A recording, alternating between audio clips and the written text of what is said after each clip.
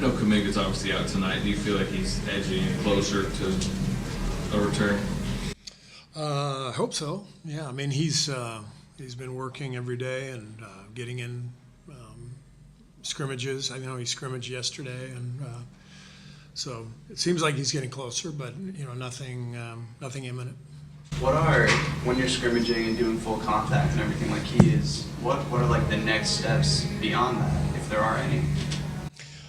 Just feeling healthy and feeling like he can compete in an NBA game. So the scrimmaging is good, but he has to feel right. He has to feel explosive, and he has to feel healthy, and we can't rush that process. Coach, I know Jonathan isn't playing tonight. Do you think Gary will be able to take the floor tonight? Do I think Gary will be able to play? We're expecting Gary to play. He got fitted for a mask, so I think he was able to get it today, and we have him listed as probable. I haven't talked to him yet, but I assume he'll play.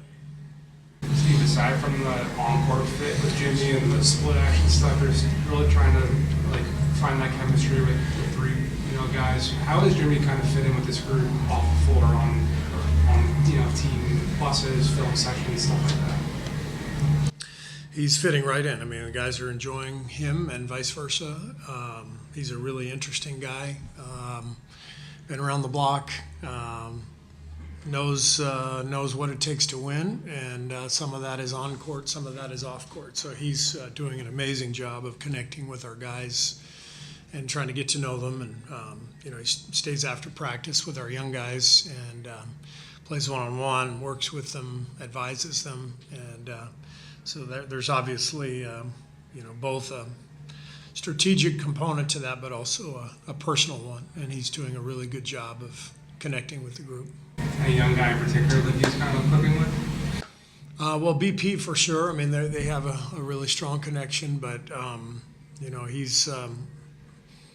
he's literally taken a different guy after practice almost every day, and he did the same thing with Gui Santos. He did it with Buddy, even some of the vets, Quentin Post. So I mean, he's locked in and really trying to get on the same page with the group.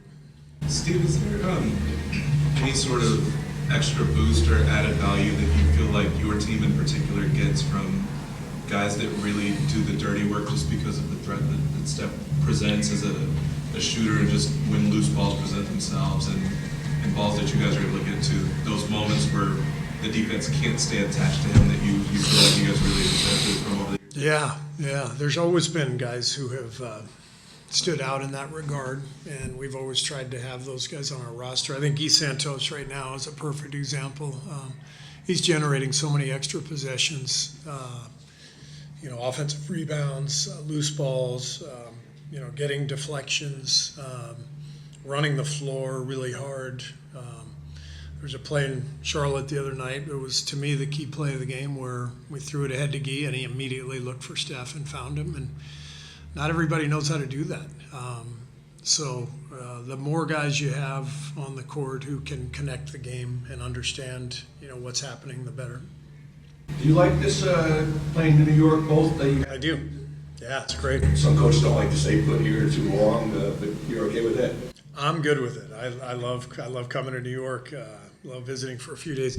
I would guess some coaches are worried about their players being out. Is that right? Why would they not? I don't know. I mean, one less plane ride is always a good thing. I wish we would do the same thing in LA.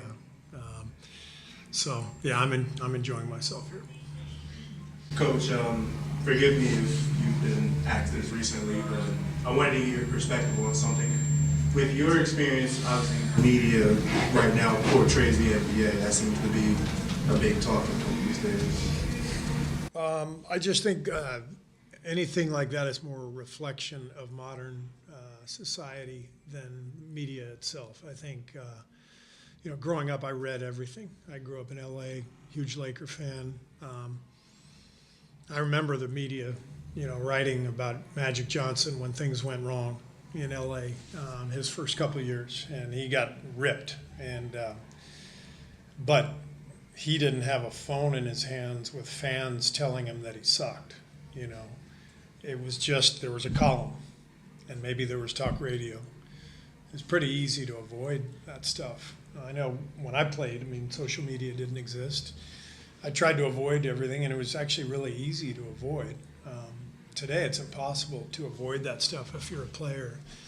So I don't think the media is covering the game any differently. There was plenty of negative stuff back in the day. That's part of being in the limelight. It's just the volume, the sheer volume of media, the access that the players have to so much of the commentary that they can't get away from. I think that's overwhelming in a lot of ways, in a very similar way to the rest of society, whether it's politics or, you know, social media for kids in junior high, high school. None of it's healthy right now. We know that.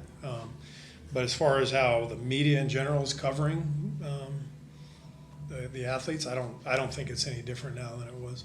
At what point, as a player, did you decide that you wanted to avoid reading everything? I read a story. I was trying out for the Bulls, and I was having a great camp. I had a non-guaranteed contract, and I picked up the Chicago Tribune, and Sam Smith wrote a story that I was probably going to get cut. And I was shocked and crushed. And the next day I had a lousy practice because it was on my mind. And it dawned on me that I would be better served not reading that stuff. And I blamed Sam later when I got to know him, because it was untrue. But no, I made the team, but from that point on, I just said, you know what, I'd be better off just not reading the Chicago Tribune. The internet didn't exist, so in order to get box scores, I still wanted to look at the paper. So I think I went to USA Today because I knew there wouldn't be many Bulls articles. So, you know, the old days were it was a much easier time to navigate for sure. Coach, this is one of the fulliest, healthiest versions of this next team that's been put out all year. How does that game plan change for you when you haven't had much film on them today? Well, we have film, you know, from recent games that we've watched, and so we're familiar with their personnel. They beat us in San Francisco a couple months ago with a great comeback. I'm so impressed with Jordy. I think he's crushing the job, you know, with a difficult hand to play. You know, I mean, for example, Dennis Schroeder was one of their best players in that game, and then, you know, because of where the Nets are, they traded him to us for a couple second-round picks, and you know, to trying to restock the assets, and so Jordy's had to face a lot of that this year, and moves that they've made, and trying to play a lot of young guys and all that, and he's got them playing hard. They're doing a lot of creative stuff. I think Jordy's doing a great job. So we know we've got a good challenge on our hands tonight, and we got to play well to win.